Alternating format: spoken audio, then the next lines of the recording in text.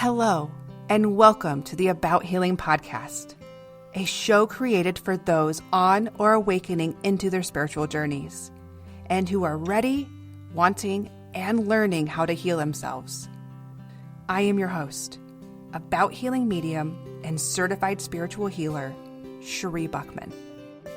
It is my purpose to guide others to the path of self-healing and to inspire those on their spiritual journeys in finding their truths. Join me as I share my experience and unfiltered perspective in healing, as well as the incredible wisdom of the loving energy that guides us. Let's begin.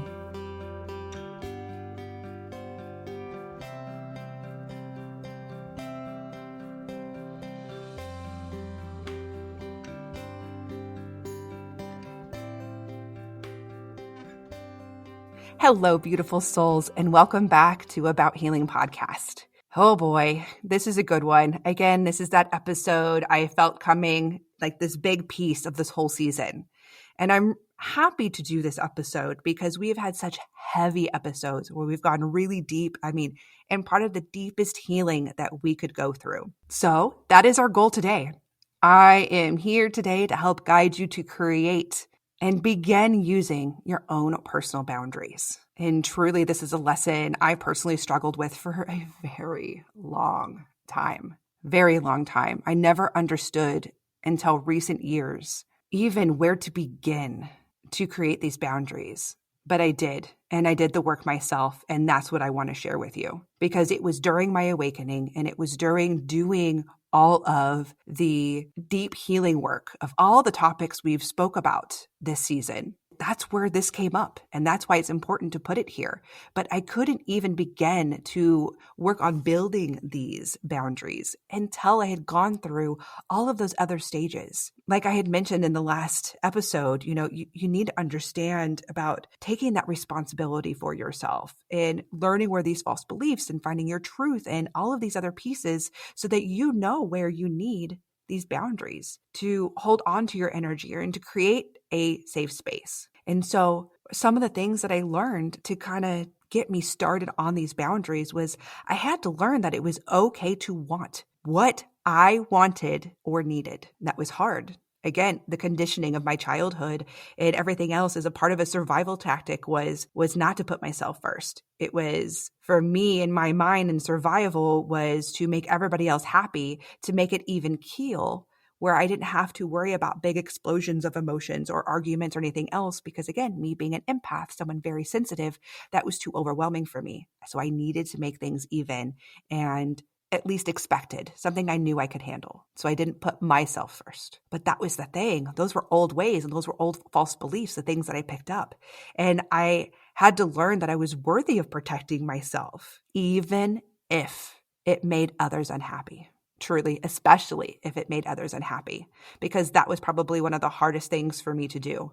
I don't like, again, starting the confrontation or making people think of me in other ways that, oh, I didn't like that. And that was hard. But dang it, I was worth it. And that was a huge thing I had to learn. And then it was also to learn that others were responsible for their own stuff, that I couldn't handle my stuff and everyone else's at the same time. That wasn't fair to me. And truly, it was not fair to the other person or other people, because how do they learn if I'm doing all the work for them and carrying their stresses and anxieties and everything else? And it was, and it is, and I'm going to warn you, it gets messy before it gets better, because that's what also happened to me. And I want to walk you through all of this and understanding each of these pieces and how to begin this for you.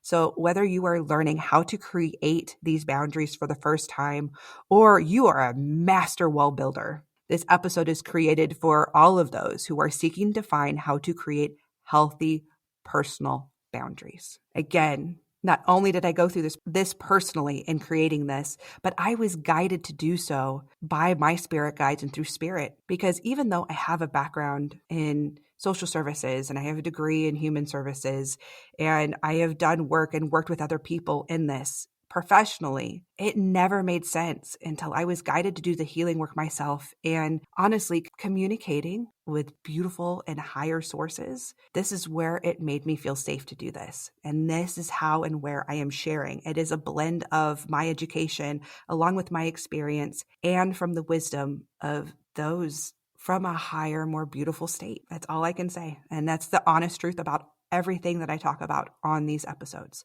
especially this one. So last episode, when we spoke about boundaries and when we learned about it, I left the episode with some homework. And so how did that go? At this point, I'm trying to bring up those pieces. Did you put thought into it? Where did you find or are finding where you need more limits and personal boundaries? Because I left you with journal exercises. Again, that's for those, if maybe you skipped this episode, and I am going to refer you back to part 1 of boundaries, only because it's the beginning knowledge of collecting to get you to this point of creating them. Because you have to start thinking and understanding where those boundaries are and where you need to put them. Did you look at where your anxiety stem from, where your stress is? Last week I gave the example about me personally, how I felt that my self-worth is, well, not so much anymore. I'm still working on the balance, but I definitely felt like it was defined by my output, that I always had to be busy. Again, this was something that came from my childhood. This was parts and pieces where if I wasn't moving or doing something, I would kind of get in trouble. Like, to be lazy and watch a movie was, why aren't you doing extra homework, or why aren't you cleaning something? It was deemed as pure laziness, which was not something that was good. And that wasn't all of my childhood. There was just a period here. And I carry this with me for so long. But I had to break this and start creating new boundary here. And this is just an example. This isn't the only place I created boundaries. This is just one of them. So what I did to help break this was I had to understand where the boundaries need to be put for myself. Number one, I understood that this was a boundary for myself, especially now. The past was a past, and we're not going there. We're talking about what I can control right now. And the first thing that I created for myself was that it was okay to take a break. Yeah, that was a boundary. That was a boundary I put for myself to tell myself that it was okay to take a break, whether it was a small one to step outside, or if I needed to take a day off. That when I got overwhelmed and overstressed, to the point of making myself sick, because I would get going and going and going and doing so much where I would skip meals to the point of passing out. My husband is the one who always liked to point out, like, whoa, you need to stop and eat something, because I would get really dizzy and it needed to stop. So obviously it was a massive sign that something was out of balance and that I had to create something for myself. That's what it was. I needed to step back and take a moment. I didn't have to keep going, and I didn't need to finish everything in one moment. So I started creating that for myself. I started telling myself that more often. I started I started setting timers, because I know, like, I wanted to do this big task. Like, for example, I remember doing this when I would refurbish furniture. This is a big thing I'd love to do. And instead of, like, some of these pieces were really big and that would require days of work, but I would do so much that before I knew it, I had spent 6 hours without taking a break and skipped lunch. And now I was feeling gross and I had to go pick up my kids from school. So then I started setting a timer. Okay, I am going to spend 2 hours doing this. I will stop once I finish this much of the project. And then I would I had to force myself to walk away, take a break, eat, do whatever. And if there was time, I would set another timer. Okay, I can do this for another 2 hours before I need to go do what I need to do. And it worked. And eventually I would start recognizing in myself, and I didn't need the timer anymore. And I was able to do this more and more. It's kind of like, again, breaking old habits. That's what it was. This was the boundary I created for myself. And I started keeping more of my energy that way. I was collecting it for myself. I was keeping it. I was more creative that way. I was less reactive to other people because I was eating. I wasn't having a Snickers moment, like getting hangry or anything else and going out on people. But it was good. It was good. So I know I was going in the right direction. And so that was one boundary. The other one was that when I got to those moments where, again, I was always doing more work and going and going and going, Energizer Bunny style, when I would start to feel really stressed out, like I had so much to do and not enough time. That's where my lists came into play. I love my lists, but this is why. It was a boundary. It was like a way I created a boundary was by making these lists. Not always perfect balance, because sometimes I would add things on and it would be too much, but it was a way for me to see everything that I felt that I had to do that was stressing me out. I had to see it all. I would write every single thing down. What is it that I feel that has to be done that's stressing me out? Everything, deadlines, all of it. I did this at work too, when I had a traditional job, not a medium and podcaster making my own schedule. I would sit down and I would write the deadlines that were imposed on me and everything else. What is it that I have to do? And then I would take a look at what's all on my plate.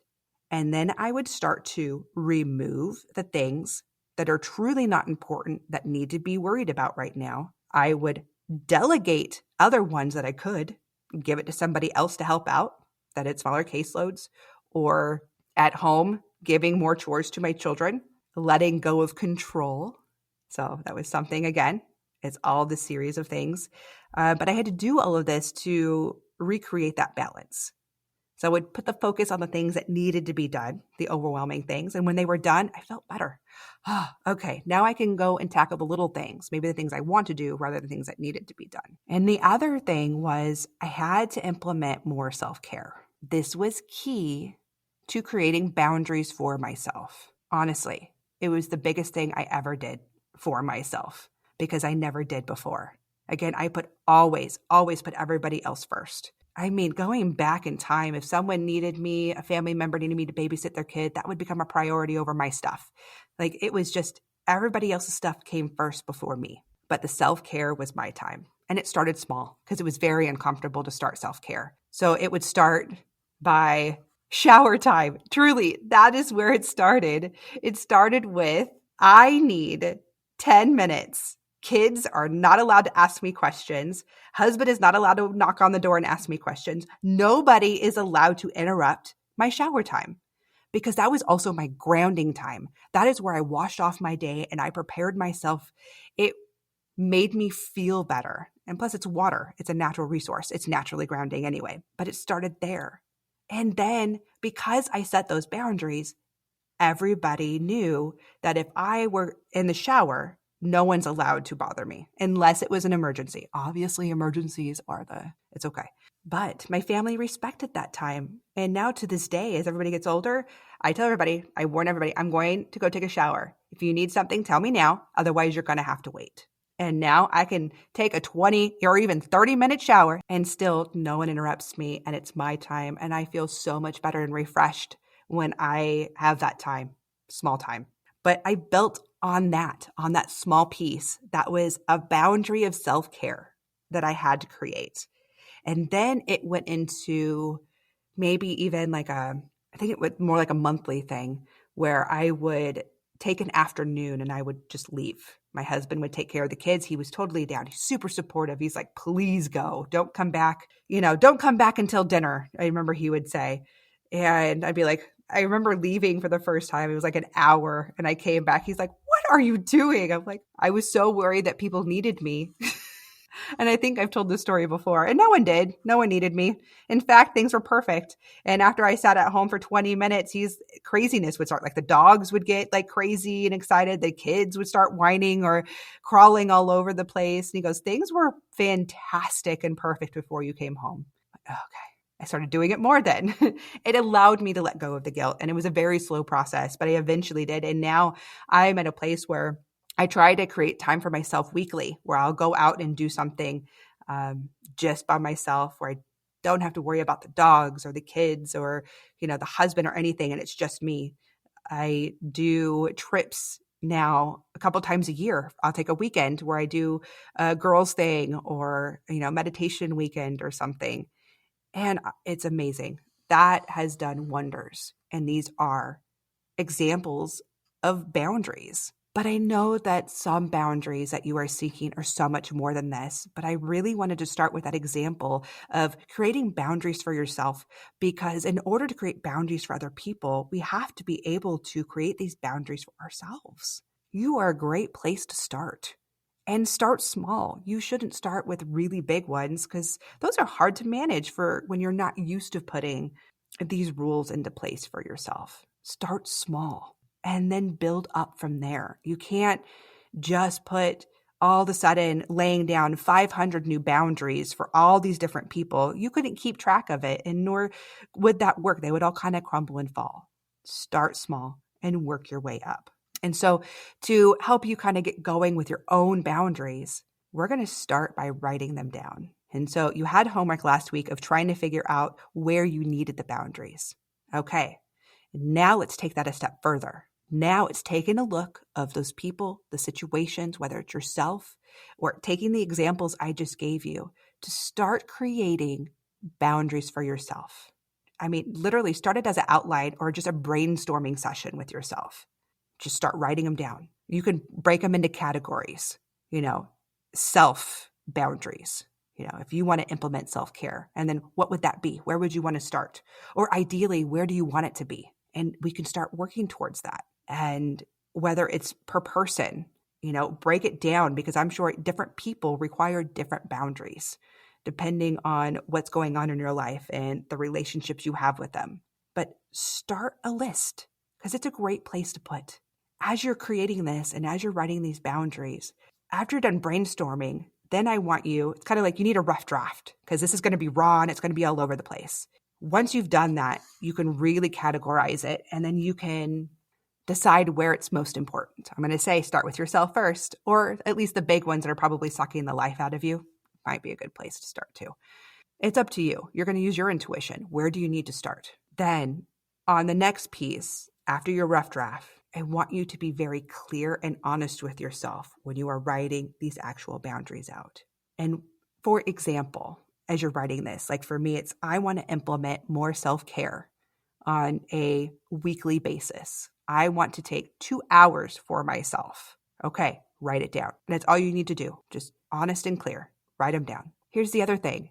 Add it when necessary. Write this in pencil so you can erase and readjust. Just because you write it down one way doesn't mean it can't be changed. Write it in pencil, because your wants and needs may change over time, or you'll find you'll start doing one thing and it wasn't working. Okay, good. That didn't. So it's time to change. So change them as needed. And then I want you to keep them somewhere where they can remind you of what you were creating and why. So keep it on your nightstand. Keep it somewhere where you can look at it often as a reminder for you, or where you can find it when you are in that moment where someone's testing you and you want to give in, to go back and look at it and remember those boundaries that you set. It is you reminding you of where to put the work and where to put the energy. It's not in the other people that take the energy. It's for yourself. And truly and honestly, you empaths out there, you're going to need this reminder more often, because you will be more likely to revert back to the old ways and habits, to making everyone else happy, because it's part of being an empath. You feel all that emotion and you really just want to make things better. And to make things better, it's easier to help other people than it is to go inward and do it for yourself. But here is one of the biggest pieces I can tell any of you, for all of you empaths or caregivers or those who are always wanting to put other people first. It is a beautiful thing that you want to do that, but it is not always healthy, because your peace affects others around you.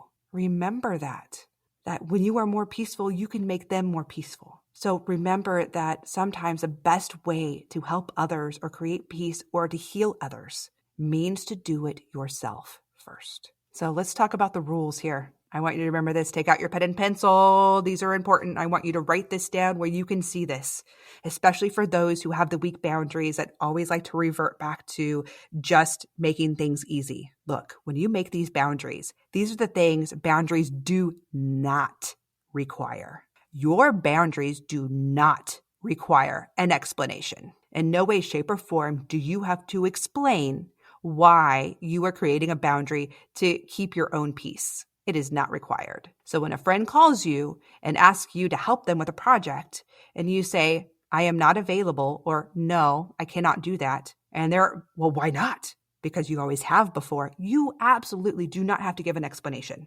Oh, that was a hard one for me, I'm telling you. And for anybody else hearing that it's really hard to make boundaries. That's hard, because you always feel like, well, you have to feel like you have to come up with an excuse why you can't do something. No one needs to know that. That is none of anybody's business, honestly. If you can't do it, you can't do it. Simple, clear, boom. It's just no. Your boundaries also do not require an answer right away. If you're anything like me, it takes a minute to fully download information or what people are asking before I'm able to respond accurately for my needs. Because again, for you caregivers or you empaths, this is a big side effect that your first instinct is to answer to fill the need of the other person, to make it easy, or what is expected of you, or what others want from you. But it takes longer, much, much longer to understand our own wants and needs. So it is okay to tell someone, let me think about it. I will get back to you. And you don't have to give the explanation here either. You just need a minute. That's okay. This is your time. You're allowed to answer any way you feel that you need to. But before you start feeling like you need to start saying yes all the time, you're the yes person and that's why people come to you, stop answering for a minute. So you have time to just digest the information, come up with a plan of what you really want, feel your way through it. That's how you're going to create your answer. And then you can give it. Your boundaries also do not require a permanent marker, meaning you can change your mind. When you set a boundary, you can change your mind. This does not mean you're flaky. Absolutely not. Things change. You're allowed to change your mind. Maybe when you made a plan with someone, everything was open and clear and it was easy, but life happens. And all of a sudden, something is going on in your life that is really stressful or taking so much energy. And now you're not able to give that full energy of where you promised it. You're allowed to change your answer. And that's okay. The flaky part and the difference there is someone who does it all the time just because they always say yes and then they say no. But I'm sorry, if you were anything like me, you put a lot of thought into these things and you don't take it lightly. So when you say yes, like you mean it. So when you take it back, it is for a reason and a purpose because you should be putting yourself first. And the other part with that is that, if you were one who answered right away without thinking it all the way through on this, again, depending on the circumstances, if it's a big deal where you said yes, you were going to babysit someone because someone's going out of town and it's last minute and you're like, I don't feel like I can. There's a big difference there and you got to look at all this. There's responsibility there too. But if it's like right away and there's time to manage or change depending on the circumstance, again, you are allowed to think this all the way through and you can give them notice and change your mind. It's life. It happens. And we pivot and we move all the time. Remember, you are not responsible for everybody and their stuff too. Just keeping that in mind. And the last one for my rules that I have, but not least, I'm sure there are more, but these are the ones that are very specific that came up that needed to be said. But your boundaries do not require negotiation. No means no, period. It is not an opening to negotiate. If you feel strongly for yourself, you need to stand up for yourself, then you need to think about that. If there's something you don't want to do, but somebody's like, oh, they know how to get you. Because again, if you were someone who gives a lot, they know that you're willing to give it. And they know if they say these certain things or the guilt trips or something else, because I've experienced this. They know how to guilt trip you. That's not okay. And that was always an easy way because again, the way I feel, I'm like, oh, I can just make this better. I'll just do whatever it is. No means no. You can say no and say, I'm sorry you feel that way, but I am not able to do this. Or whatever your answer is, no explanation. Just give them your answer. When you begin to implement these boundaries, I am going to give you a little pre-warning here. You're going to get pushback. You are. I want you to expect this. This is to be expected for those who never had boundaries and are just beginning. Because by saying no and putting yourself first, you are going to make others unhappy or ruffle feathers. To all my sensitives out there, it's okay. It's okay. Let people have their feelings. You do not have to fix those feelings. That's not for you. That is their reaction. Remember, we're also responsible for our reaction to things. Others will push back and question your new limits because they are used to getting you. They're used to you saying yes and to being there and doing what they need or fixing whatever it is they need to when they want and need you, however much they wanted and needed you, and however they are used to getting it. So by saying no, it will begin a little spiral thing and people are going to say things that might be hurtful to you because realize you are changing things here and change spikes fear and anxiety in other people. And it's going to spiral where people feel like it's attack on them when it has nothing to do with them. This is about you. You may even be deemed selfish. People are going to say that. I'm sorry, empaths and all my caregivers. That is a hard thing to hear. It's like one of the worst things that you could hear is someone calling you selfish because you're used to giving so much. But let me tell you, that means you're doing it, and it's not selfishness. It is self-care. There is a big difference between selfishness and self-care. You're not taking anything from anybody. You are taking your energy back because you gave so much of it. That's yours. It was already yours. That is not selfish. You need to take all of it back, create these beautiful boundaries so that you can give better and in a more healthy manner and way. Look, if you're listening to this, you already know that you need that, and you're there. You got to pull yours back. You're not taking theirs. That would be selfish. And you want their energy and their time for you and your own reasons. No, you're taking yours back, and you're allowed to give what you want to give. So one of the big key pieces as you're going through this and as you're starting to create, one of the very key things here to help with this pushback and to help ease that transition with other people, it is going to be for you and for everybody else around you, is communication. When I'm talking about this communication, I am not talking about talking to the person who's bullying you and things like that. This is about loved ones in your life, especially when you're doing more of the self boundaries. Okay.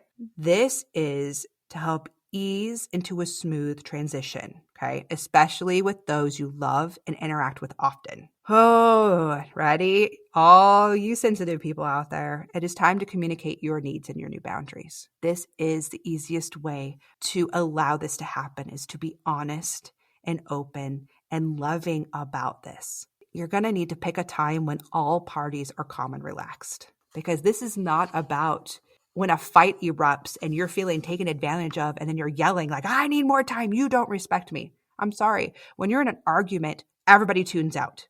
They're not listening to you and your needs. Now everybody's in defensive mode. That's completely different. Nobody takes it in and takes it seriously when they're in defensive mode. People need to be calm. You need to be clear. Do not dance around your needs and your boundaries. That was hard for me when I started this in the beginning, when I started my boundaries with other people. I would start one way and stutter around it or dance around what I wanted, and it would never be clear enough because I was afraid to be direct. But that's the thing. You have to be direct in this. No one can stick to your boundaries if you are not clear about them, because you're leaving too much gray area and wiggle room, and nobody knows what you want unless you say it verbatim. Again, go back to these caregivers and these empaths. I want you to think how you would do this for someone else. It's easier that way because I know you're always thinking about other people. If someone else is struggling with this, a child, a friend, a spouse, anybody, and they need to set boundaries with someone else, I know you're the first advocate in helping with this. Okay, think in that frame of mind. Now put yourself as the person you're advocating for. That's how I want you to go into it. To be clear, look, this is what I need. And if I don't get what I need, it affects me this way. And I might need to do this. And as I began with in this communication, you do not want to argue or become overreactive. You lose your point and it's not taken seriously at that point. So if anything comes up to that point where people want to start arguing or anything like that, it's time to back down. The defenses have been spiked. You've lost them. So it is time to take a break, and then you'll revisit when everyone's calm again. The thing is you need to do this lovingly for yourself and for other people, because the only way for you to be the best you is by taking care of you too. And it gets lost sometimes. And we used to do that, but we forget when life happens and we get busy. Being a parent or working a lot, or it's just when you're around a lot of people and you're in the daily grind, we forget this part. And it's okay. And this can work not only with the people you love in your household or family or friends, but you can have these absolute same conversations with your boss, with work, with any type of relationship.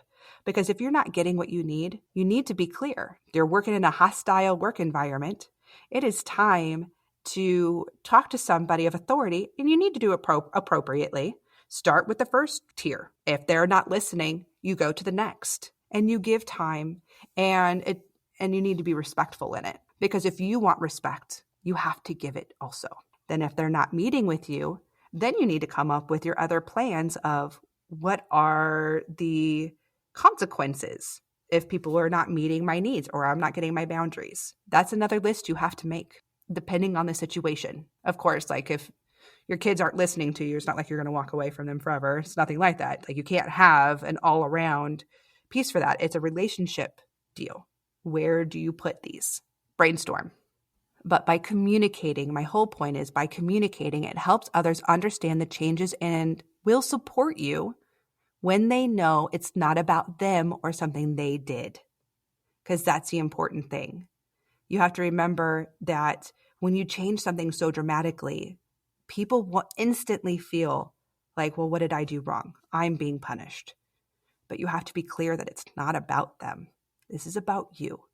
And you need not to go into this conversation telling people, you guys just take too much of me. No, we need to watch out on how we speak because you allowed people to take advantage of you. You were the only one to set those boundaries. It is just about, I need to take care of me so I can be a better friend. I can be a better worker. I can be a better spouse or a parent. Fill in the blank. Because you are and will always be the one responsible for your own energy. And as a side note, as you have these conversations, especially if it's a big conversation and you have a lot of anxiety built up to have these, like I did, because it's uncomfortable to talk about yourself and your wants and your needs, you're going to feel really drained. You are, because you're going to put a lot of energy into this and a lot of worry and fear of what's going to be played out in your head. So I'm just warning you is that's why when you pick the time and place, make sure you have a minute afterwards and then take a deep breath. That is going to be a big part of your battle. But now it's just maintaining those boundaries. And I'm going to tell you, balance is key. Balance is key because too much boundary, too much protection of yourself builds walls, keeping everyone and everything out, even the good. So you have to be careful if you're one who builds these too high and too far, where nothing can be adjusted, and you're not allowing for change or for even the good things to come in because we're so guarded. And you also have to be careful of going too low, of setting really low boundaries, weak boundaries, because this sets you up for being taken advantage of and manipulated. Because they know that eventually because you're not consistent. They know they're going to keep going at you and keep going at you. But the key is consistency for yourself. And you know what? I had to learn the lines of where I gave too much and where I took too much. And this is going to be a little battle. This is trial and error. Because maintaining these boundaries, like building them and maintaining them, is going to require practice. When you're first beginning this, you may even come off too aggressive sometimes in these boundaries, like I said. Or maybe, again, you're having a really hard kickstarting it to really saying like, no, this is me. That's why it's good to talk to people who have your back, the people who are your advocates, where you can have an accountability partner who you can check in with, like, look, I'm having a really hard time with this. Someone who might be able to say, hey, like, no, you got this. Stand up for yourself and tell them no. It is fantastic if there's someone you can trust that can help you with that. And that's why it's important to communicate. And you might be shocked, you might have your back, but it is okay to make these adjustments as you go and then fine tune them. Look, it's going to be a roller coaster ride until you start getting it. And then you're going to start finding it and get in a groove, and it's going to start getting easier and easier for yourself. And then you're going to find new situations that are starting to trigger. And then you're going to find where, okay, there's new sets of boundaries, because that happens to me all the time. And I'm still finding those new places. And it's constant work. And it is. And of course, it's nerve-wracking and it's kind of hard. No, it is very hard. Sorry. It is very hard in maintaining boundaries. But it's beautiful. It is. I have been more myself and feeling less anxiety now because I have these boundaries and people don't come at me to solve their problems, and I don't have to take them on as my own anymore. And that was that I had to do for myself. That was something I had to do inside my own head and switch it off.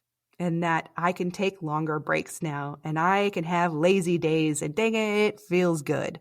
But I like to be busy, and that's okay too. I am creating balance for myself. So remember the rules, write your boundaries down and keep them handy, and be consistent. Like anything else you are learning that's new, consistency. So as we wrap up this episode, just remember to figure out what is important to you to keep your energy. You are worthy. You are worthy to say no. You are worthy to protect yourself. You are worthy to put yourself first. You deserve to create peace for yourself. Healthy personal boundaries are the reason for putting your mask on first before assisting others. You will be amazed at what happens when you begin to find that balance. People will stop asking for what you're not willing to give. People who want too much from you will naturally move on, and you will begin to feel more respected, and others in your life will feel more peace also. You have so much more power than you can imagine, and your peace is a part of that. Your peace creates more peace for others around you, and that's what you will inspire by doing this work for yourselves. Boundaries, this is a big piece. This is a big lesson that will also cut generational lines and old cycles when people start standing up for themselves and creating healthy boundaries. It takes practice. So as you do this work, and until next time, beautiful souls, be kind to yourselves. With so much love and gratitude, I want to thank you for listening to this week's episode. My hope today is that the message continues to guide you along your path to healing. To learn more about me and my purposeful work, visit my website at abouthealingmedium.com. You can also follow About Healing Medium on Facebook and Instagram, where you can find the episode's healing guidance, quotes, tips, insights, and chances to win free stuff. To ask a question or to share comments, email me at abouthealingpodcast@gmail.com, or feel free to reach me on Facebook and Instagram at About Healing Medium. Until next time, be kind to yourself.